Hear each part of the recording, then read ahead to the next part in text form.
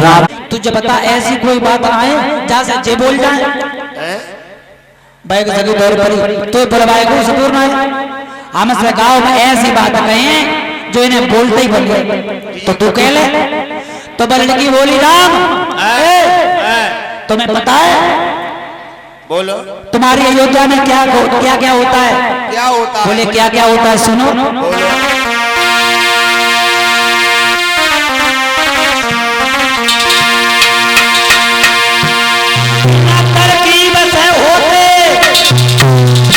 अयोध्या में कि न तरकीब से होते और न तकदीर से होते जलपतपुरी में लड़का पैदा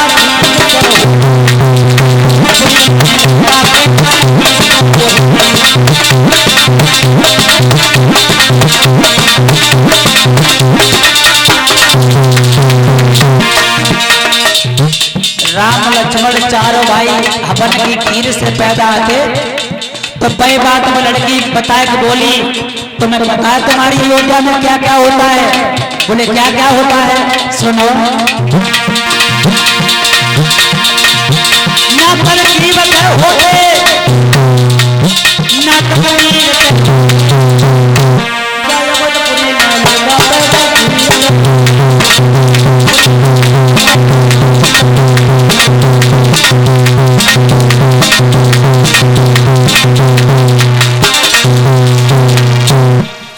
लक्ष्मण कान लगे भैया अब रोको ना जाते बोले कह लो तुम कह लो तो लक्ष्मण कान लगे लड़कियों तुम्हारी जनकपुरी ज्यादा अच्छी है लड़को तुम्हारी जनकपुरी ज्यादा अच्छी है तुम्हें नहीं मालूम हमारी जनकपुरी कितनी बढ़िया है हमें पता है अरे हमें मालूम है सुनो तुम्हारी जनकपुरी में क्या क्या होता है बताओ क्या होती है ना छोड़ कर होती और ना छोड़ कर होती और जा जनकपुरी में लगी धरती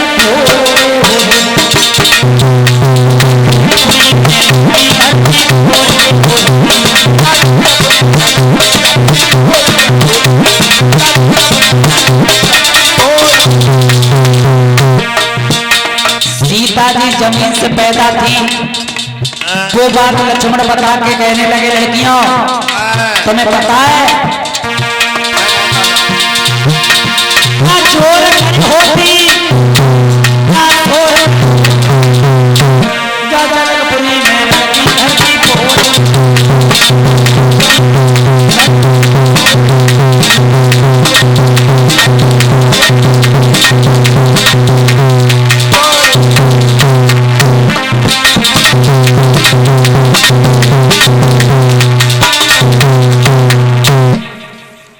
लक्ष्मण कहने लगे लड़कियों तुम्हें नहीं मालूम है कि तुम्हारी जनकपुरी में क्या क्या होता है अब सभी बारातियों को भोजन करवाया भगवान श्री राम का विवाह हुआ मैया सीता के साथ में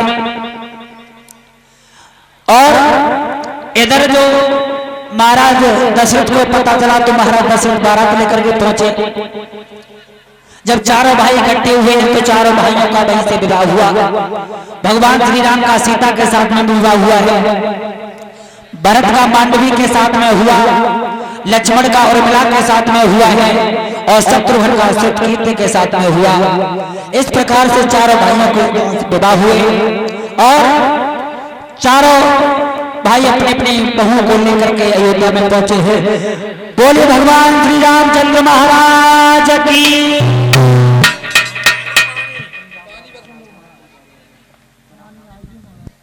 देखते हैं कि चंद्रवंश में भगवान श्री कृष्ण का जन्म कैसे हुआ था इधर मथुरा में एक आहुक नाम के राजा हुए हैं और आहुक के दो पुत्र थे उग्रसेन और देवक उग्रसेन की पत्नी का नाम था पवनरेखा और ये पवनरेखा बड़ी सुंदर थी एक दिन की बात मैया पवनरेखा उग्रसेन से कहने लगी है कि हे प्राणनाथ तुम्हारी अगर आज्ञा हो तो मैं जंगल की सैर करने के लिए जा सकती हूँ बोले हाँ ठीक है जाओ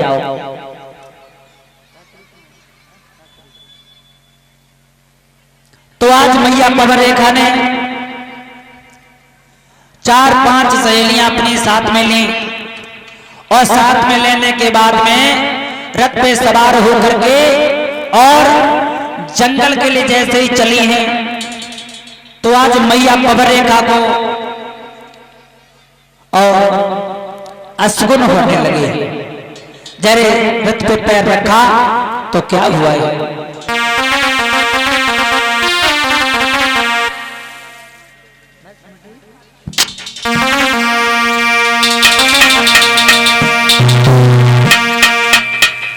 काबा से बड़बड़ी कैसी पड़ी? एक दिन रुक जा, बैठ जाओ।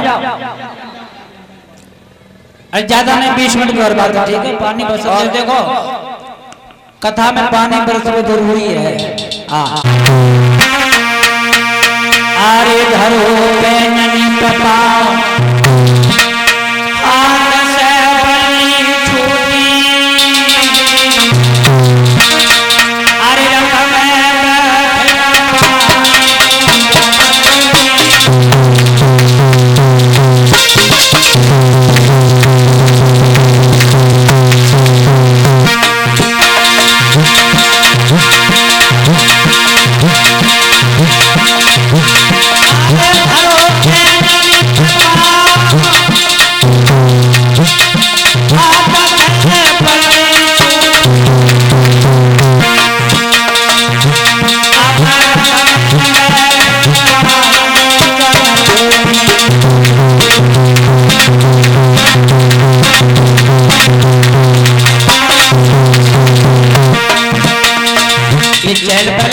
क्या बात है? बैठ जाओ सब लोग, वरना जो थोड़ी देर पानी पी लो।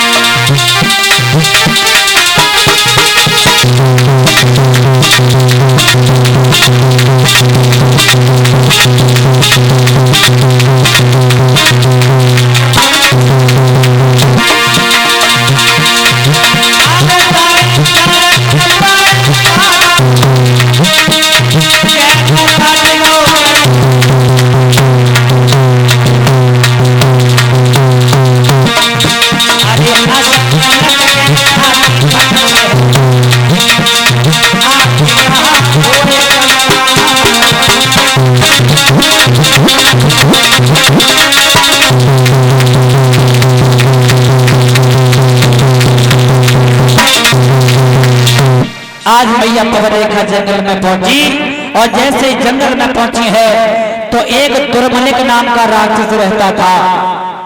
जैसे मैया पवन रेखा के सुंदर रूप को देखा तो काम ही सोचने लगा है इसके साथ में मैं छल कैसे करूं। तो आज उस दुर्मलिक नाम के राक्षस ने मैया पवन रेखा के साथ में छल किया है। कैसे? उसने महाराज उग्रसेन का रूप बनाया और उग्रसेन का रूप बनाने के बाद मैया पवन रेखा के साथ में छल किया है। जैसे उठ करके खड़ा हो गया तो आज अपने रूप में आया है। जैसे मैया पवन रेखा ने देखा, कहने लगी तू? बोले हाँ मैं। बोले भागे, अरे तूने मेरे पद पर धन को नष्ट कर दिया। अगर मेरा पद पर धन नष्ट नहीं होता तो मैं तुझे जला करके भस्म कर देती। मैया पवन रेखा कहने लगी है,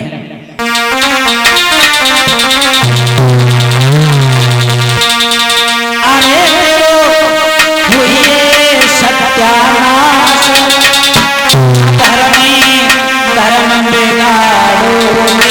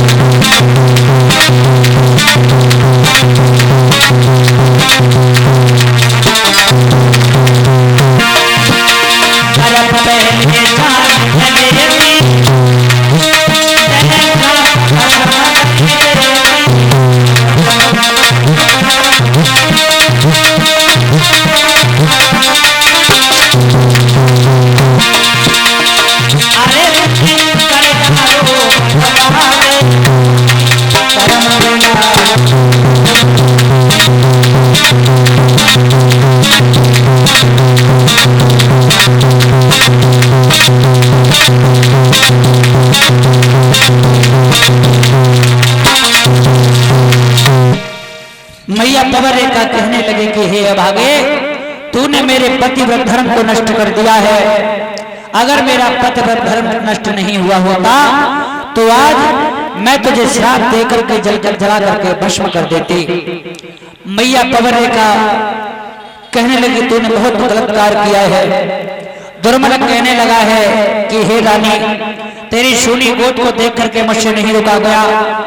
मैया पवरेखा कहने लगी अभागे, तेरे बिंदु से जो बच्चा पैदा होगा तेरा जैसा अभिमानी दुराचारी पैदा होगा। इतने शब्द कहने के बाद मैया पवरेखा तो वहां से चली गई। घर पर पहुंची, धीरे धीरे समय व्यतीत होता गया। जब 9 महीने व्यतीत हुए हैं तो आज एक बच्चे ने जन्म लिया है मैया पवरेखा के गर्भ से। और जैसे उस बच्चे ने जन्म लिया है तो आंधियां आने लगी, तूफान आने लगे, यमुना जी की पार होने लगी है।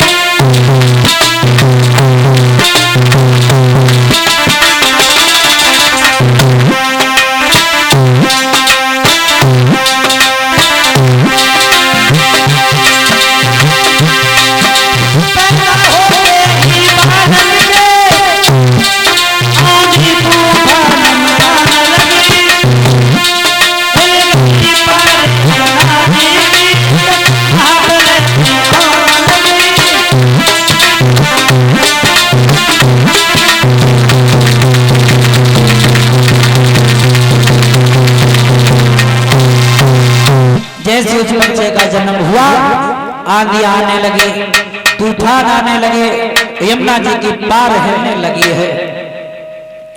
उस बच्चे का नामकरण संस्कार करवाया तो उसका नाम रखा है कंस।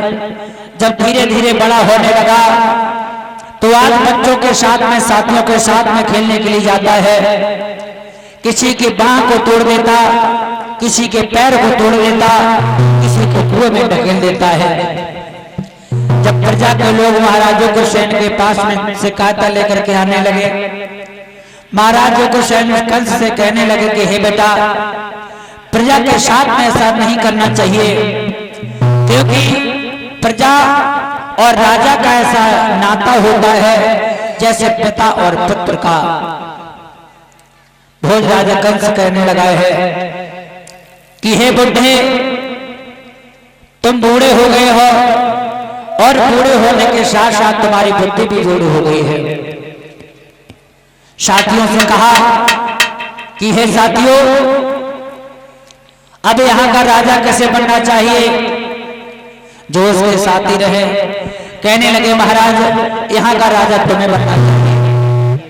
तो आज महाराज उग्रसेन के हाथ में हथकड़ियां, पैरों में बेलियां डलवा करके जेल खाने में डलवा दिया। स्वयं मथुरा का राजा बन गया है। और जब मथुरा का राजा बना, कहने लगा है कि हे प्रजा के लोगों, आज से न कोई हवन होगा, न कोई यज्ञ होगा, न कोई जप करेगा, न कोई तप करेगा। पूजा होगी तो सिर्फ हमारे नाम की होगी। संतों को, भक्तों को पकड़ पकड़ करके जेल में डलवाने लगा है। क्या दशा कर दी उसने अपने शासन में संतों की और भक्तों की।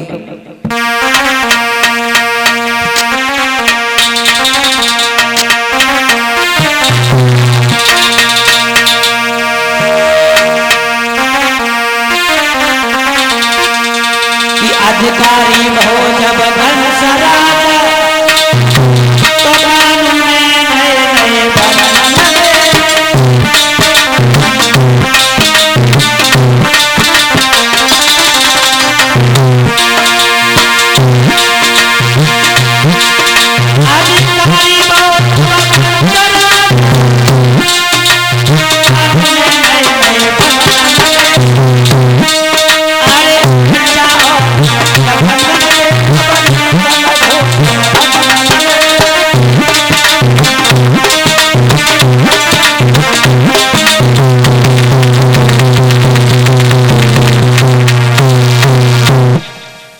क्या हो गया है?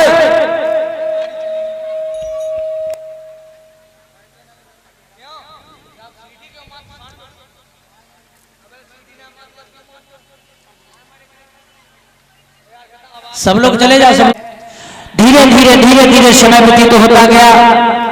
तो इस भोजराजगंज की एक चचेरी बहन थी जिसका नाम देवकी था। मंत्री से कहा, ये मंत्री कहाँ रहते हो, दिखाई नहीं देते हो? कहने लगे, बताओ महाराज, देखो हमारे घर में हमारी बहन विवाह के लायक है, ऐसा करो हमारी बहन के लिए कोई सुंदर और घर वर की तलाश करो। बोले ठीक है महाराज। किसी मंत्री ने बताया है कि बटेश्वर के रहने वाले महाराज शूरसेन और जिनका बेटा है महाराज वसुदेव, उनके साथ में तुम अपनी पुत्री का विवाह कर दो। बोले ठीक है। तो आज वो भोजराजगंज वसुदेव के लिए पत्र लिखने लगाए हैं।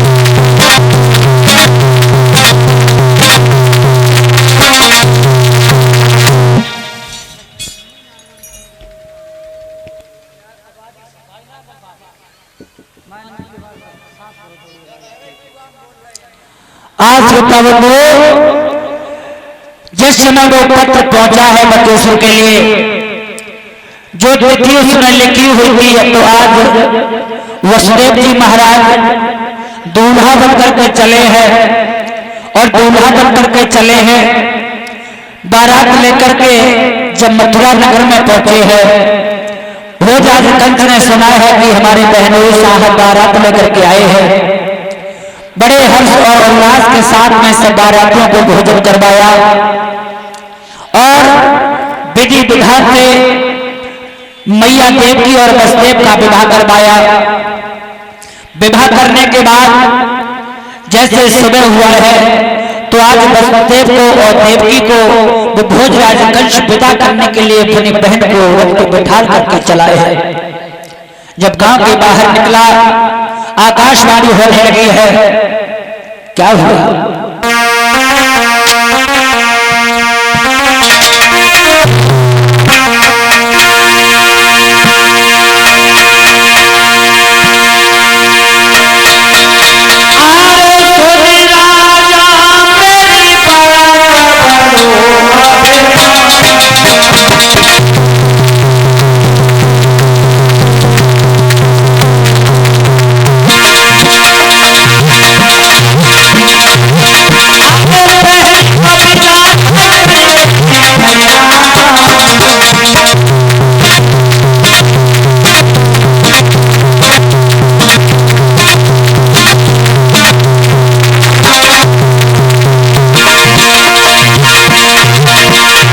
आकाशवाणी होने लगी, कहने लगे हैं कि हे भोजराज कंस, जिस बहन को तू अपनी हर्ष और उल्लास के साथ में विदा कर रहा है, इसी का आत्मा बालक तेरा काल होगा। लेकिन भोजराज कंस ने ध्यान नहीं दिया। दोबारा आकाशवाणी हुई है, हे भोजराज कंस, जिस बहन को तू इतनी हंसी और खुशी के साथ विदा कर रहा है, इसी तेरी बहन का आत्मा बालक तेरा काल होगा। सब तो सुने तो हुआ महाराजा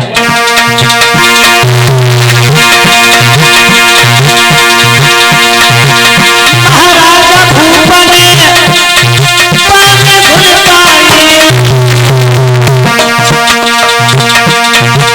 अरे पकड़े बहने को,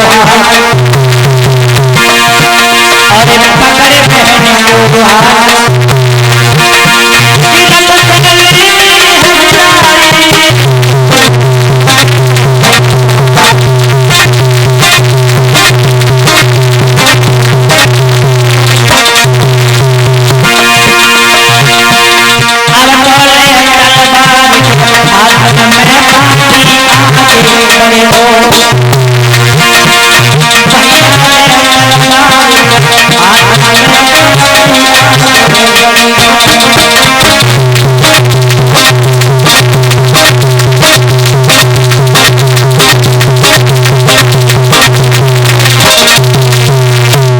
जैसे ही आकाशवाणी हुई, भोजराज कंस ने सुना, हाथ तलवार लेकर के बहन को केश पकड़ कर लिया। कहने लगा, न रहेगा बांस और न बजेगी बांसुरी। भला मैं इसे नहीं रखूंगा तो हमारा काल कहां से पैदा होगा। जैसे मारना चाहा, वसुदेव जी दोनों हाथों को जोड़ कर कहने लगे कि हे भैया, हाँ ये बताओ कि तुम जो ये आकाशवाणी तुमने जो सुनी है, तुम्हारी बहन का आत्मा बालक काल होगा तुम्हारा, तुम्हें भय अपनी बहन से है या अपनी बहन के बच्चों से है? भोजराज कंस कहने लगा, मुझे भय अपनी बहन के बच्चों से है। तो वसुदेव जी कहने लगे कि हे भैया, मैं तुम्हें ये वचन देता हूं कि तुम्हारी बहन जो भी बच्चे को जन्म देगी, मैं कसम खा के कहता हूं कि बारी बारी से मैं तुम्हारे पास में लाता रहूंगा। भोजराज कंस कहने लगा, ठीक है, लेकिन तुम दोनों को हमारी नजरों के सामने रहना होगा। बोले ठीक है। भोजराज कंस ने मां देवकी वसुदेव के हथकड़ियां और बेड़ियां लगवा करके जेल में डलवा दिया। धीरे धीरे समय व्यतीत होता गया है, और जब धीरे धीरे समय व्यतीत हुआ, मैया देवकी ने पहला बच्चे को जैसे जन्म दिया है, तो आज वसुदेव जी ने उस बच्चे को लिया और बच्चे को लेकर के भोजराज कंस के पास में पहुंचे हैं। कहने लगे हैं कि हे राजन, लो ये तुम्हारी बहन का पहला पुत्र है। भोजराज कंस ने अपनी गोद में लिया, देखा है, सोचने लगा ये बच्चा तो कितना सुंदर है, और देवताओं का ये कहना है कि हमारी बहन का आठवां पुत्र मेरा काल होगा। वसुदेव जी ऐसा करो, इस बच्चे को तुम ले जाओ, और जब आठवां बच्चा हो तब तुम मेरे पास में ले आना। वसुदेव जी कहने लगे, धन्य हो, तुम भुगत जीते रहो महाराज। आज वसुदेव जी उस बच्चे को लेकर के मैया देवकी के पास में आए हैं। मैया देवकी हजारों दुआएं अपने भैया को देने लगी है। धीरे धीरे जब समय व्यतीत हुआ, देवताओं ने देखा करिए भोजराज कंस यही बच्चों को लौटाता रहा तो भगवान को आने में बहुत देरी लगेगी। देवराज इंद्र को भेजा भोजराज कंस के पास। देवर्षि नारद जब भोजराज कंस के पास में पहुंचे हैं, कहने लगे हैं भोजराज कंस, तुम बड़े खुशी दिखाई दे रहे हो। बोले हाँ महाराज। बोले क्यों? बोले हमारी बहन का पहला बच्चा जो पैदा हुआ था, फिर क्या हुआ? मेरे बहनों साहब मेरे पास में लेकर के आए, फिर क्या हुआ? मैंने उस बच्चे को वापस कर दिया है। देव ऋषि नारद हंसने लगे हैं। बाजी बा, बाजी बा। जब चतुरा चूटता है तो उसे हजारों ठोकरें लगती है। देवर्षि नारद ने एक पुष्प उठाया और एक पुष्प उठा करके भोजराज कंस को दिया और कहा है कि हे भोजराज कंस, इस पुष्प में देखो कितनी पंखुड़ी है। बोले महाराज 1 2 3 4 5 6 7 8। महाराज इसमें तो 8 पंखुड़ी है। बोले 8 है? हाँ। देवर्षि नारद कहने लगे हैं कि हे राजन, जिस पंखुड़ी से पहले तुमने गिना था उसी पंखुड़ी को छोड़ करके दूसरी पंखुड़ी से गिनो। 1 2 3 4 5 6 7 8। भोजराज कंस कहने लगा महाराज, इस फूल की तो हर एक पंखुड़ी 8वीं है, हर एक पहली है। देवर्षि नारद हंस के कहने लगे हैं कि हे भोजराज कंस, इसी प्रकार से तुम्हारी बहन का हर एक बच्चा आत्मा हो सकता है और हर एक बच्चा पहला हो सकता है। भोजराज कंस के बुद्धि के बारे भूल गए, वहां से भागा। जहां पर जेल में मैया देवकी बैठी हुई थी, अपने पुत्र को दुग्ध पान करा रही थी। भोजराज कंस ने उस पुत्र को लिया और एक पत्थर पे मार दिया। उस पुत्र के शरीर की बोटियां बोटियां बिखर गई। धीरे धीरे धीरे धीरे मैया देवकी के 1 2 नहीं 6 पुत्रों को मार दिया। और जब 6 पुत्रों को मैया देवकी के भोजराज कंस ने मार दिया है, 7वां गर्भ जैसे मैया देवकी के उदर में आया। भगवान ने अपनी योग माया को भेजा है और कहा है कि हे योग माया, तुम जाओ देवकी के गर्भ में जो 7वां पुत्र है उसे खींच करके और वृंदावन में जो बाबा नंद है जिनकी पत्नी है रोहिणी, उसके गर्भ में प्रवेश करवा दो। आज योग माया चली और योग माया चल करके रोहिणी के गर्भ को खींच करके और मैया यशोदा के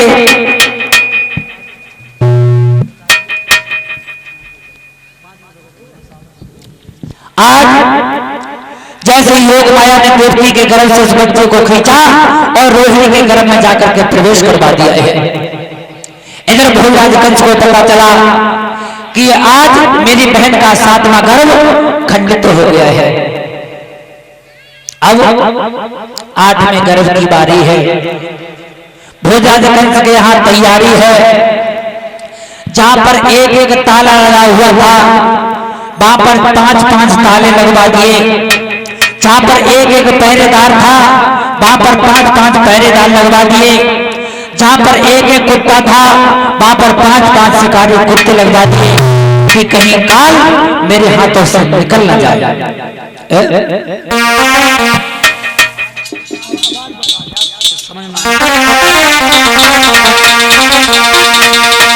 8 में लला की बारी है और कोई कंस के यहाँ तैयारी है।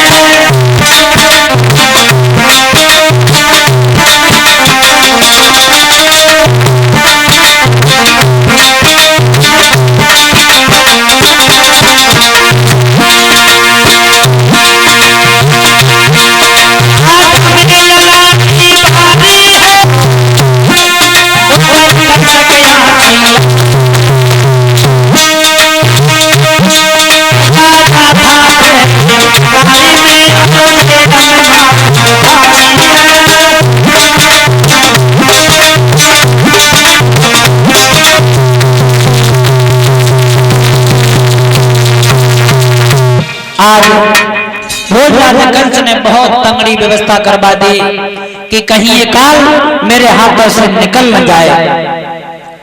धीरे धीरे धीरे धीरे जब समय व्यतीत हुआ, मैया देव की भगवान के चरणों में ध्यान करने लगी कि हे दीन बंधु, आज मेरा अगर ये भी बालक मारा गया तो हो सकता है कि तुम्हारे प्रति सबका विश्वास हो जाए, इसलिए इस बच्चे की मेरी रक्षा करना। आज मैया देव की जब भगवान को याद कर रही है। तो आज भगवान उस जेल खानों की दीवार में धीरे धीरे धीरे धीरे चतुर्भुज रूप धारण करके उतरने लगे हैं। जब जेल खाने में आए, सुंदर बालक का रूप बनाया और सुंदर बालक का रूप बना करके और मैया देवी की गोद में कुलकुलाने लगे हैं। क्या हुआ?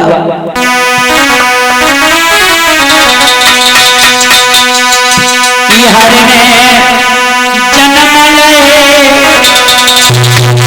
हरि ने जन्म ले, मथुरा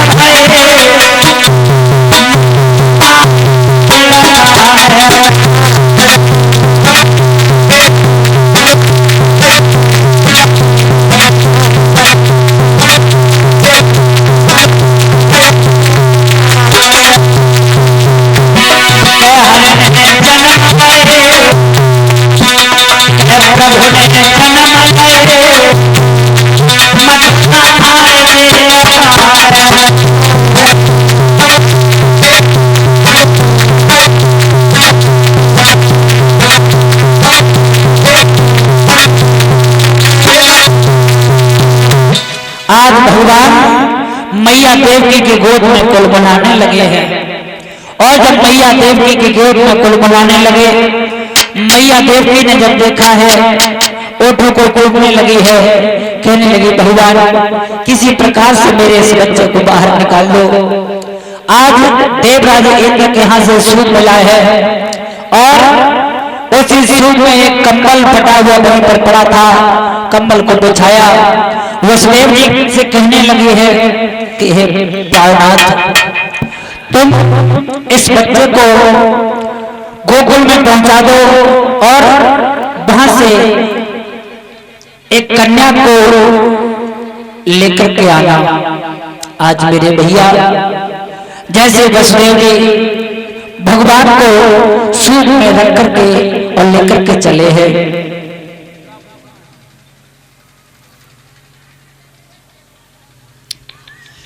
आज जैसे वसुदेव जी चले हैं भगवान कन्हैया को लेकर के,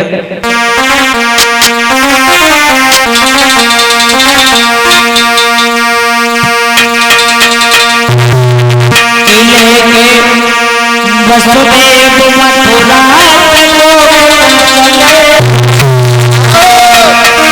तुम्हारी ममता बड़ी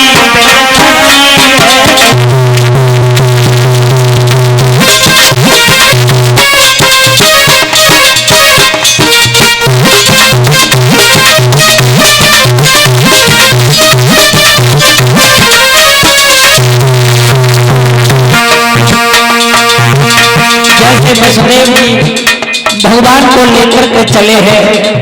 तो आज मैया रोने लगी है, कहने लगी है कि मैं क्या करूं, मेरा भैया इतना बड़ा दुराचारी है जो मेरे 6 पुत्रों को मार दिया है।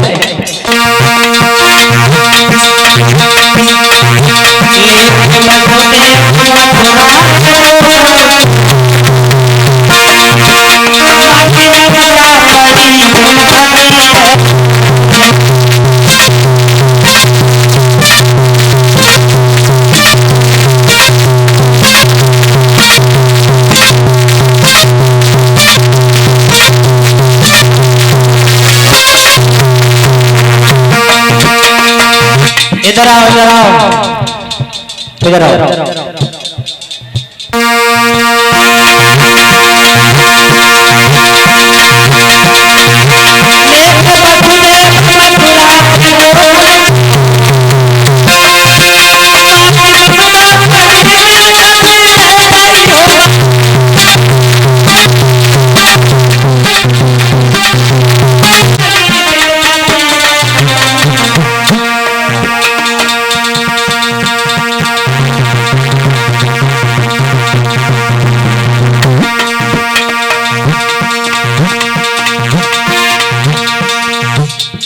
नीचे कर लो सभी माता बहन भाइयों को सभी को दर्शन करवाओ।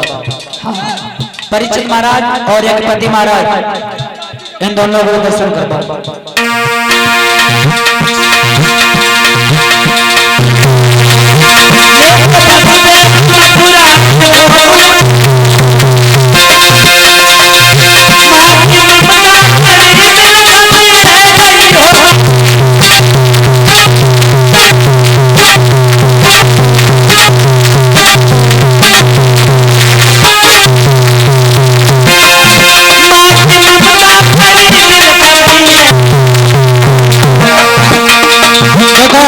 सुनो भीड़ मत लगाओ, सब लोग अपने अपने जगह पे बैठ जाओ।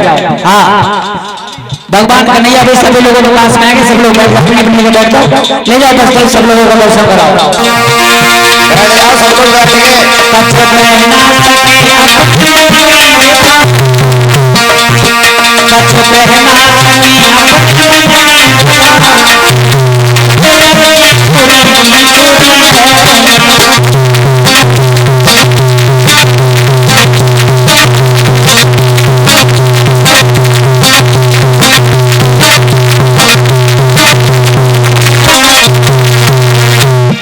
आज वसुदेव जी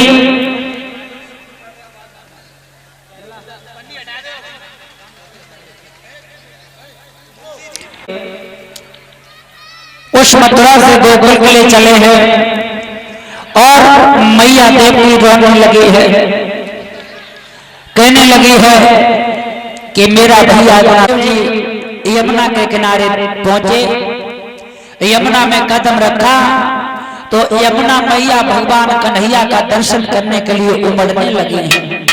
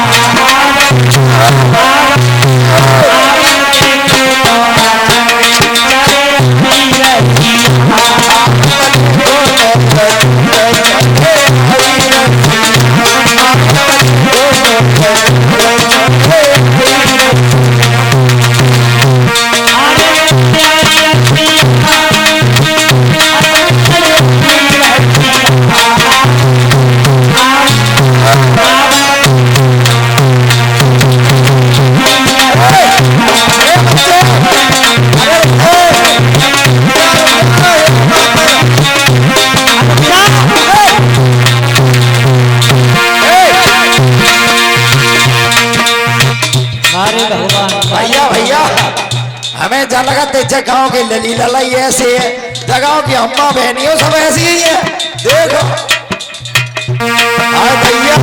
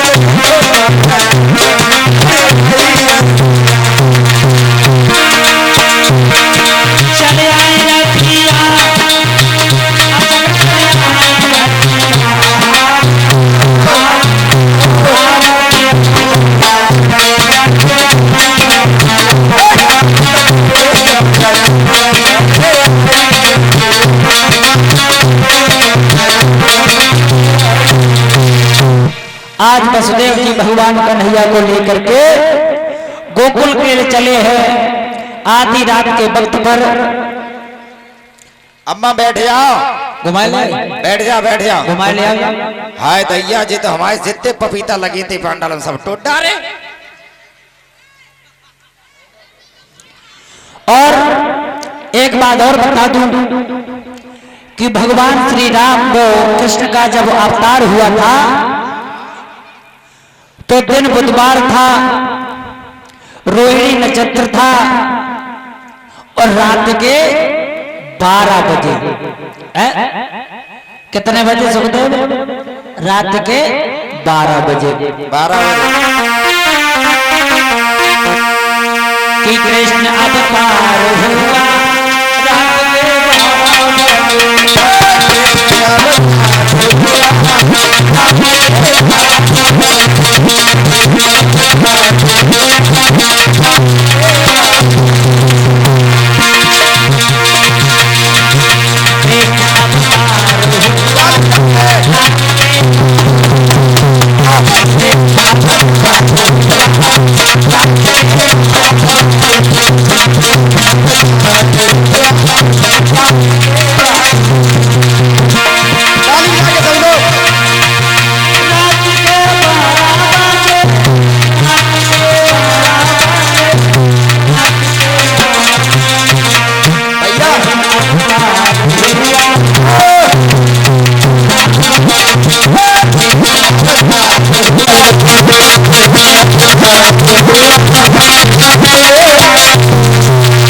के भैया हाँ। खुशी ना कृष्ण जन्म। भगवान कन्हैया को लेकर के जब वसुदेव जी गोकुल में पहुंचे, यशोदा मैया के पास में एक लड़की सो रही थी।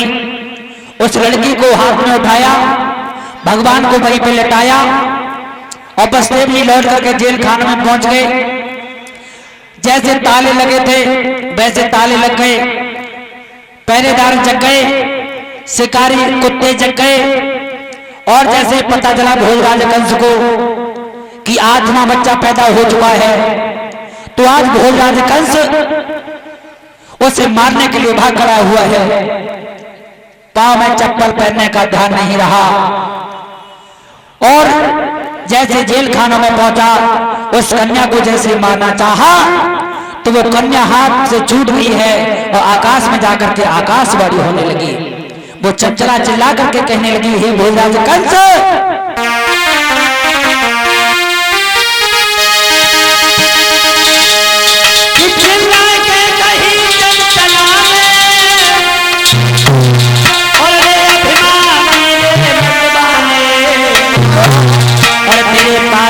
और तेरे काल को पाल रहे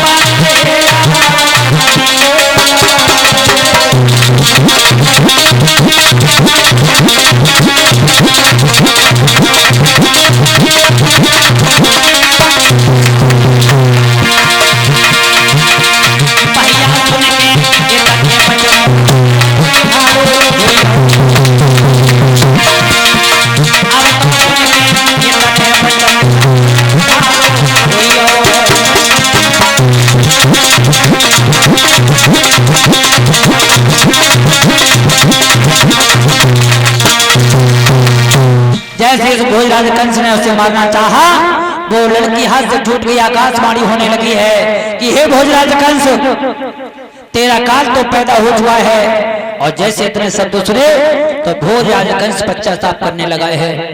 इधर गोकुल में जैसे सुबह हुआ, मैया यशोदा जागी, सारे मोहल्ला में खलबली हो गई कि बुढ़ापे पे डुगरिया के लड़ा दे।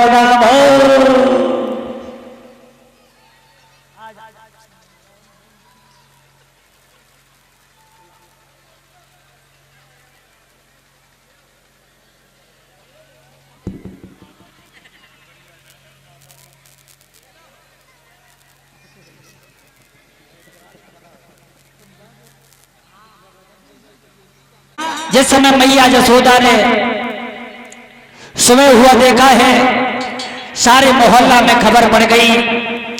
सभी गोपियां ब्रज की नारियां भाग भाग करके आने लगी और मैया यशोदा से कहने लगी, मैया अरियो डोकरी, तुम तो बहुत छुपा रस तुम निकली हो।